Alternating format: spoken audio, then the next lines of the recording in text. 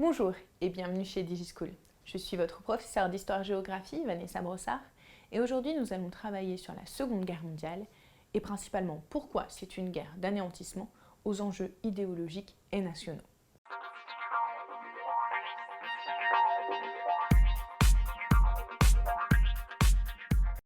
La Seconde Guerre mondiale est caractérisée par une bataille, celle de Stalingrad, qui est une bataille typique de la guerre d'anéantissement. Il faut vous rappeler quelques éléments. L'URSS et l'Allemagne avaient signé un pacte germano-soviétique, mais ce pacte avait été cassé par Hitler avec l'invasion de l'URSS en 1941. En 1942, Stalingrad est le lieu d'une grande bataille. Alors le choix de la ville est très symbolique, puisque c'est la ville de Staline. D'autre part, c'est une ville qui contrôle le pétrole du Caucase. Et ensuite, c'est la première ville industrielle du pays. Donc cela pouvait être très intéressant pour les Allemands. C'est la première bataille urbaine.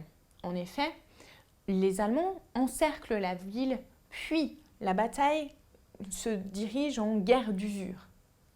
Cette guerre d'usure dure et est caractéristique de la guerre d'anéantissement, puisque d'une part, les civils sont systématiquement bombardés et sont ainsi la cible des Allemands. Mais également, les Soviétiques utilisent la tactique de la terre brûlée.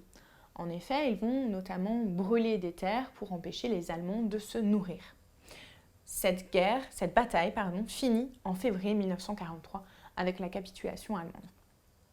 Elle est caractéristique de la guerre d'anéantissement, d'autre part parce qu'il y a une idéologie derrière cette bataille.